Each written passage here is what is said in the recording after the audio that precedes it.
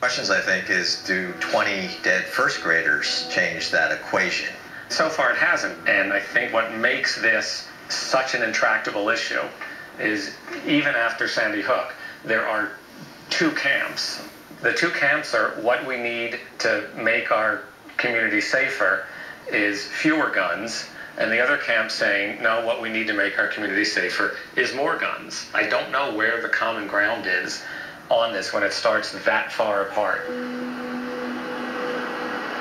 We're 48 days past today. When did you start thinking you have a larger role to play here?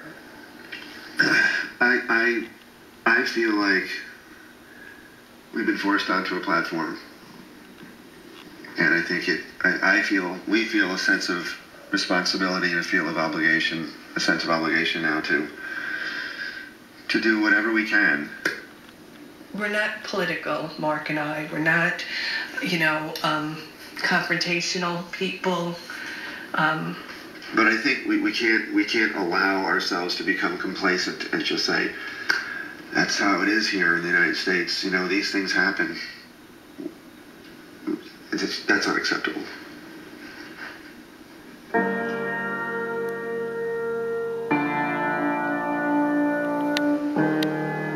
I have felt guilt and shame about the fact that in this particular topic, I have never done a single thing. I've been awakened, and I will not be caught napping on the job from here on out. I just need to do something, because I'm like so many other people. I can't stop thinking about what happened. So I'm Richard Morado. I have a first grader at Sandy Hook. By the grace of God, she was shoved in the bathroom along with her 14 friends and her teacher.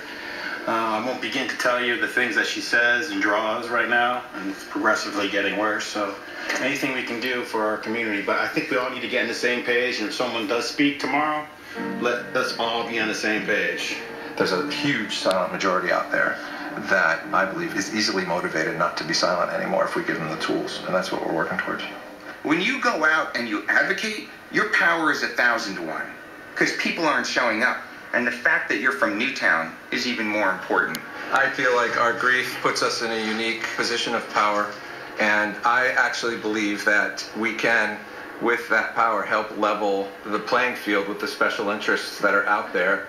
I do think the tide is turning, but our window right now is extremely limited. This is going to move very, very quickly.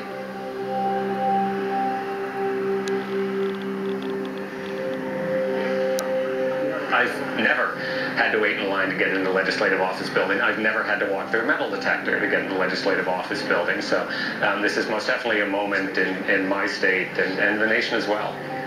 My name is Raymond Mazza. I'm a resident of Farmington, Connecticut. I come here today in strong opposition of the proposed legislation, including but not limited to House Bill 5268, Senate Bill 140, Senate Bill 122, Senate Bill 124, and Senate Bill... My daughter was a student in Victoria Soto's first grade class.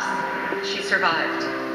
She and 8 other children ran from that room directly past him, but not before witnessing her friends and her teacher slaughtered in front of her. So here we are again. Another mass shooting, another deranged perpetrator, and the response is yet again banned guns. Something needs to change. We need to be able to send our kids to school without fear.